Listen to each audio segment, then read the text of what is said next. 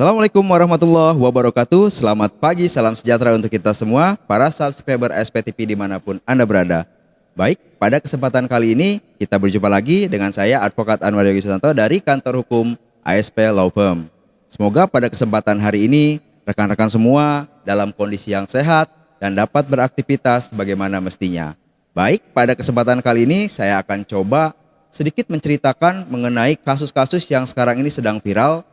Ya, kurang lebih hampir 1 bulan ini gencar di media dengan semua orang memberikan opininya, dari masyarakat yang awam akan hukum, pakar hukum, sampai adanya atensi dari Presiden untuk menuntaskan kasus ini. Ya, yaitu mengenai kasus Pina Cirebon. Untuk itu tonton terus videonya sampai dengan selesai ya.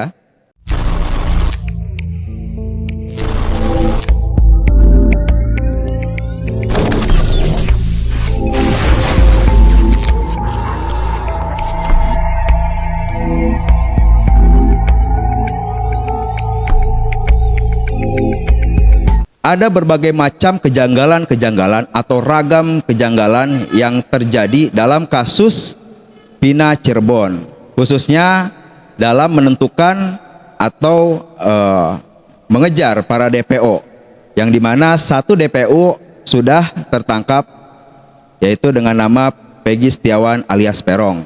Namun ketika penangkapan ini terjadi hal-hal yang masyarakat awam melihatnya sangat janggal. Adapun kejanggalannya itu ada beberapa hal, kurang lebihnya, tapi akan saya angkat hanya sebagian kecilnya saja. Yang pertama itu adalah polisi itu baru bertindak lagi mengejar buron setelah 8 tahun. Nah, hal ini apa triggernya? Triggernya adalah adanya film Pina Sebelum 7 Hari. Di situ ramai, langsung viral filmnya, dan polisi mulai lagi membuka kasus ini. Dan kurang lebih 1 minggu setelah film ini viral, ditangkaplah Peggy Setiawan alias Peron.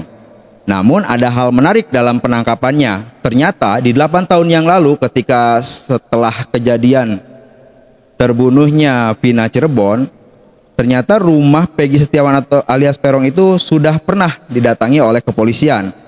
Namun hanya mendatangi dan menanya-nanya keluarganya. Pada saat itu Peggy memang tidak ada di rumah, posisinya memang sedang bekerja di Bandung sebagai kuli bangunan seperti itu. Dan setelah itu 8 tahun tidak ada lagi perkembangannya. Ya, keluarga mengira, dugaan dari keluarga Peggy itu hanya salah satu tahapan penyelidikan saja, tetapi setelah tidak ada lagi kabar, menganggap anaknya tidaklah masuk dalam kasus tersebut seperti itu. Dan yang kedua, adanya terpidana yang sudah bebas, yaitu Saka Tatal, yang mengaku dalam kasus Pina ini dia sama sekali tidak tahu menau, dan pengakuannya ketika di BAP adalah dengan cara-cara yang di luar atau yang seharusnya tidak bisa dilakukan oleh penyidik dilakukan kepadanya. Saka Tatal ini bisa bebas lebih cepat dari yang lainnya karena ketika ditangkap usianya memang di bawah umur, sehingga untuk hukumannya tidak terlalu lama. Dan informasi dari Saka Tatal sendiri, kurungan atau masa kurungan yang dia terima itu hanya 4 tahunan. Nah, setelah dia bebas, dia mulai speak up kenapa dia bisa dituduh. Ternyata dari serangkaian pemeriksaannya dilakukan hal-hal di luar batas, sehingga dia harus mengakuinya dengan sangat terpaksa seperti itu ya.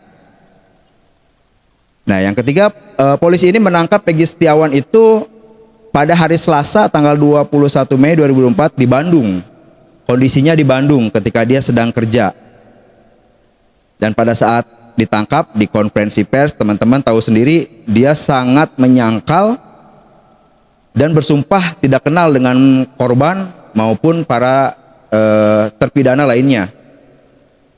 Poin selanjutnya yaitu pemilik kos sendiri mengakui bahwasanya ketika terjadinya pembunuhan Pina, posisi daripada Peggy ini sedang tinggal di Bandung, dan menyebut Peggy juga berada di Bandung pada saat peristiwa pembunuhan. Itu pengakuan dari pemilik kosnya.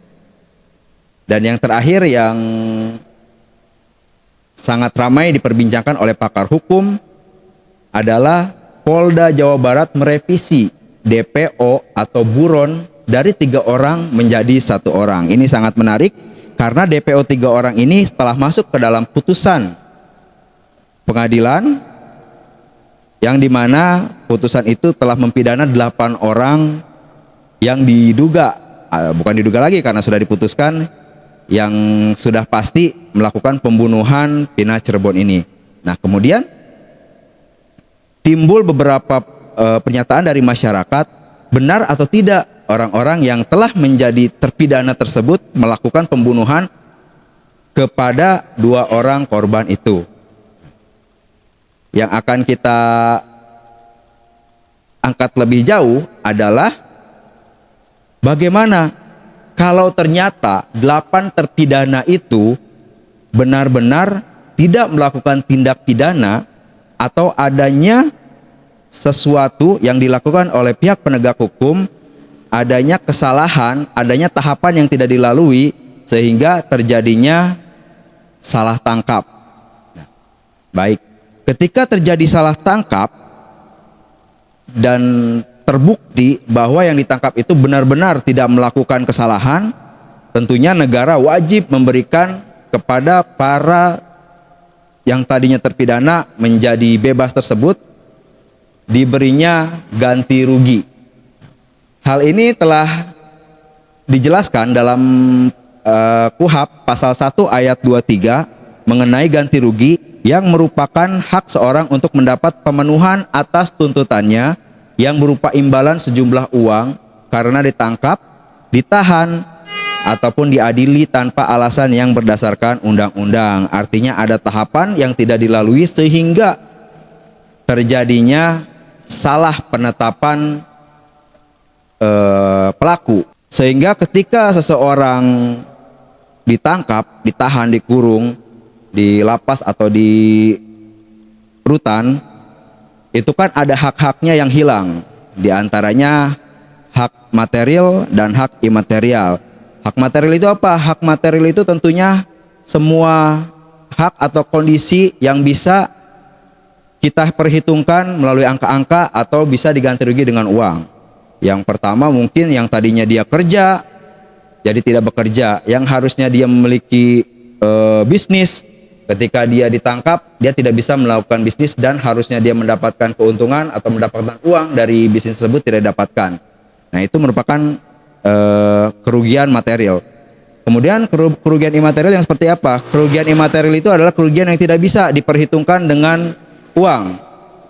Seperti ketika kita ditangkap oleh kepolisian, tentulah harkat martabat kita sebagai orang yang dituduh sebagai pelaku mungkin akan tercemar, pastinya akan tercemar dan dianggap buruk oleh masyarakat.